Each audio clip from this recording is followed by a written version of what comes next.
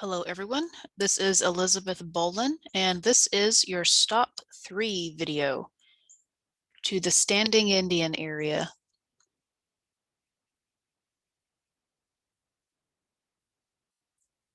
All right, so Stop 3 in the Standing Indian area of North Carolina is located just a little bit to the south of the Winding Stair Gap. It is a spectacular area. It's right on the Appalachian Trail, and in fact, the stop location that we describe is on the Appalachian Trail, so please be respectful of hikers, and you may want to wear sturdy shoes in case you have to cross any bodies of water.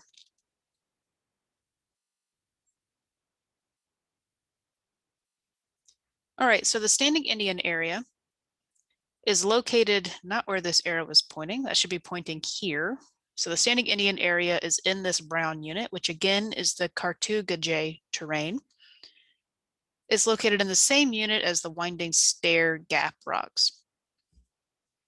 So presumably, these two areas have experienced very similar tectonic events as well as metamorphism.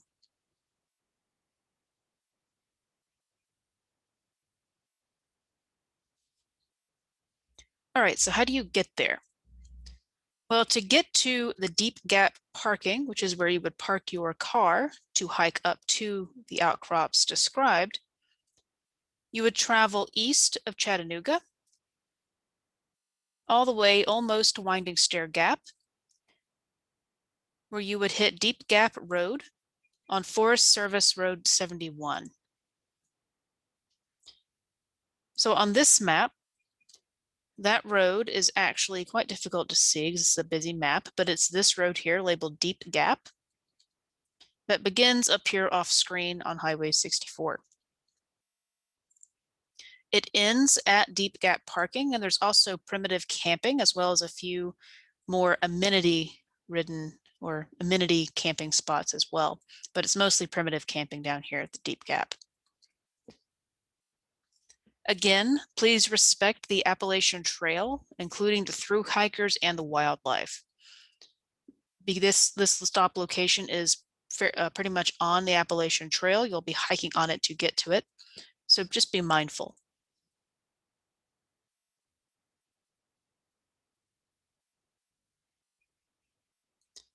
All right, so a little bit of a story here. So when we were planning this field trip, for your own benefit here, please check the time of year that you intend to go and check with the Forest Service or National Park Service website to see when certain gates will be open. Unfortunately, all the gates in this area don't open until March 15th. And we did not have enough time to plan this field trip if we had gone after that date. So we were forced to find alternatives by visiting this area before March 15th so we could prepare this field trip video and KMZ file and etc. for this trip. So apologies, but we actually could not get to the Winding Stair, or sorry, the Standing Indian area that we had described in this guide.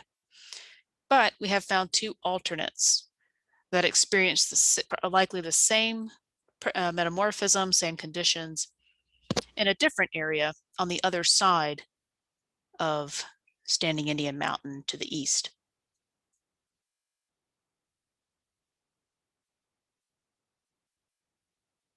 All right, so alternate stops in case you are deterred by gates. So the gate that was locked to us that prevented us from getting to Standing Indian was right here. So this is Deep Gap Road as it leaves US 64. It follows this mountainside here, and the gate is located here. As you can see, it would have been an extremely long hike in to get to Deep Gap parking right here. And we just did not have the time for that. Keep that in mind. If you do choose to hike this route all the way up, you can. You're certainly allowed to, but it will take a considerable amount of time to do that.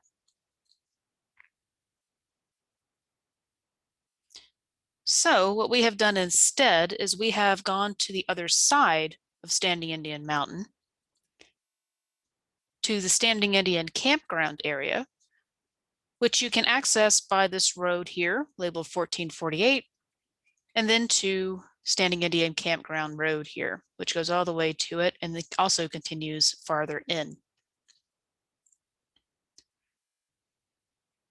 So what we've done is we've described one alternate stop located along a trail leading from the campground to this location.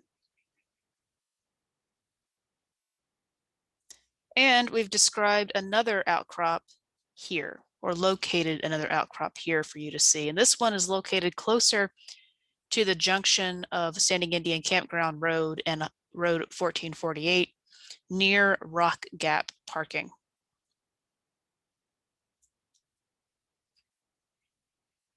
The exposure here is very fresh and it has very nice looking garnet. They're not as big or spectacular as the garnets that we would have seen at the Standing Indian shelter area where we were trying to go, but these garnets are in the same unit, similar lithology, and likely experience the same conditions. So if you want to go to these rocks and look at them, you're certainly able to, or a better option would be to wait until the gates open on March 15th and go to the outcrop that we actually described in the guidebook. Again, apologies for not having that in this field trip.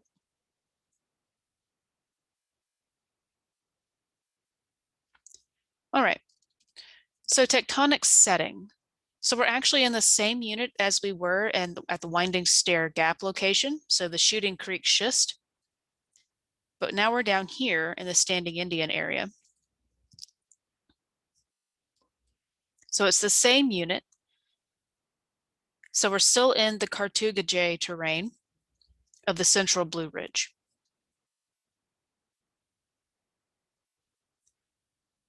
It's important to note that little work has been done here since the geologic mapping by R.D. Hatcher Jr. in the 1970s.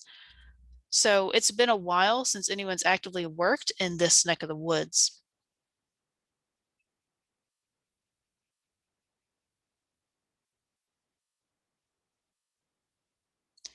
So the only prior work nearby to the Standing Indian area has focused on Winding Stair. There are no published PT or timing data for the Standing Indian rocks. As a result, we instead rely on comparisons with Winding Stair Gap for this stop. So just to recap that data, 458 and 460 MA uranium-lead metamorphic zircon ages pinpoint peak tectonic metamorphism within the Winding Stair Gap rocks. This occurred during granulite facies events, or granulite facies event at about 850 degrees Celsius at about 8 kilobars, maybe as high as 9.8.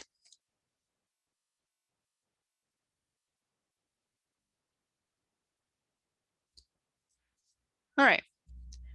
So for the remainder of this video, I will be discussing only the Standing Indian sample that we collected from the location described in the guidebook. So not the two new alternative stops. So that's important to note. This sample does come from that locked behind a gate long hike sample to Deep Gap parking and beyond on the AT. All right, so this hand sample is a garnet gneiss. You notice that the garnet are fairly large. They do get up to about a centimeter. Most are 0.8 to 0.5 centimeters across. The garnet are texturally zoned, meaning that there is a distinct overgrowth, which is not quite visible on this image, although you can see it on this garnet up here, where you've got the more red interior and the overgrowth of less red, more pink, maybe orange garnet. So the core and rims are distinct. This indicates that we should target those two rims when pursuing, say, garnet geochronology on this sample. So this sample, being a gneiss, has bands of quartz as the stained, weathered material here, as well as more muscovite-rich layers, which the garnet favor. Now, the muscovite-rich layers, in particular the regions which I've highlighted here with this muscovite plus biotite, We are interpreting that as recrystallized partial melt just because of the sheer volume of muscovite. And as you see, the PT conditions constrained by the model, which I'll show in a few more images.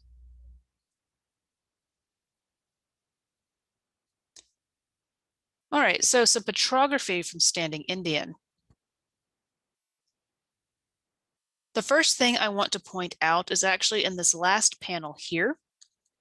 This sample does have very tiny remnant kyanite out in the matrix. In fact, there's only two fragments that I was able to identify in this sample. So it does have some kyanite. You're not going to be able to see it out in the field. Additionally, staurolite is found only as inclusions in garnet cores. There is none preserved in the matrix for this sample. The most interesting about all the garnets in each of these photomicrographs labeled A, B, and C is the presence of this sillimanite within the rim, that overgrowth rim. That indicates that the core did not equilibrate with sillimanite, and instead sillimanite postdates it and was likely in equilibrium during the core growth of this garnet. So just from petrography alone, we can infer a relationship between kyanite and staurolite being much earlier phases and sillimanite being a later phase in relation to garnet growth. All right, so I mentioned a few minutes ago or a few seconds ago that the core and rim here would be beneficial to target for garnet SM&D age or garnet geochronology, and that's what we've done at the UA Rad Ice Lab.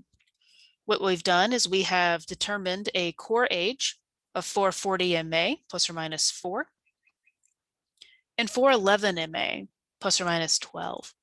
Now what's interesting is that neither of these ages overlap with an uncertainty.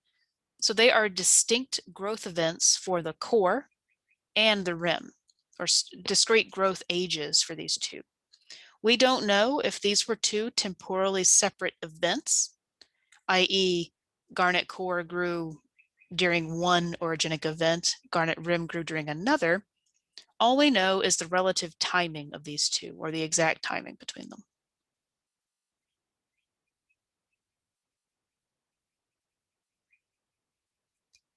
All right, so the mineral assemblage diagram for this rock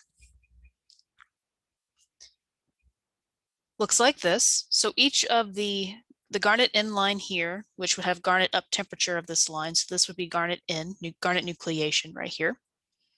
Staurolite would have equilibrated right here, and we infer, because the staurolite is included in garnet cores, that this likely was stable greater than 440 million years ago. So staurolite would have been stable greater than 440 MA.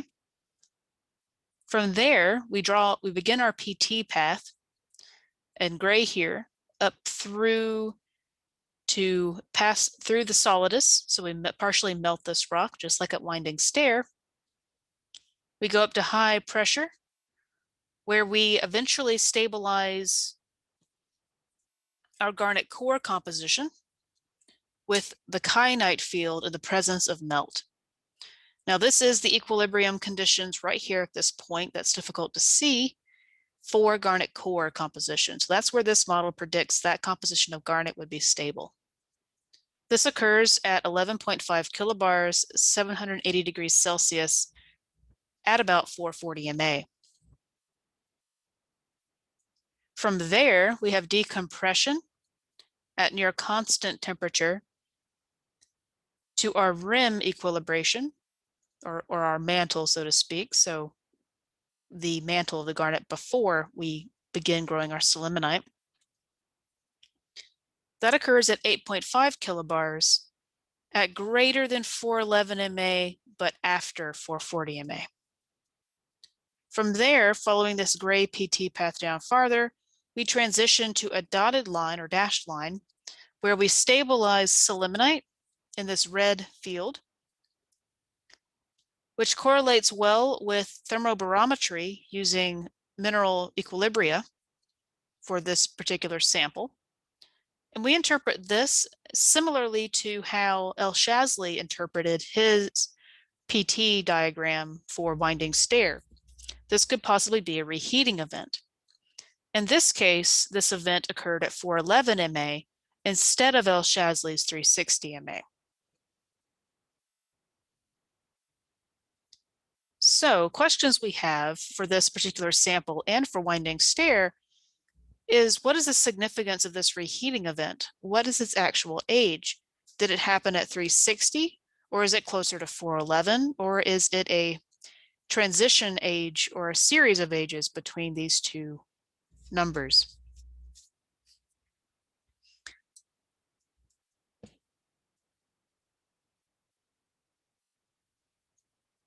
All right, so putting this all into perspective once again, this confirms that the regional granulite facies metamorphic event at Winding Stair also occurred at Standing Indian, as well as in Ducktown farther to our west. And the big question I want you guys to take away from this is not the fact that we've confirmed more granulite facies timing, but the significance of that 411 MA garnet rim. We just don't know what the extent of that age is. So far, we've seen tectonic metamorphism in this area with very little evidence for the 360 event, possibly Neo-Acadian event that El Shazli documented. However, we do see that 411, but it doesn't happen it happens in a orogenic gap with no orogenesis happening, so to speak. So it's past the known defined range of tectonic and Neo-Acadian ages and would be about right in here. So what's going on here? What is this indicating? And that's where we need to do more work to figure that out. All right, so this concludes this stop.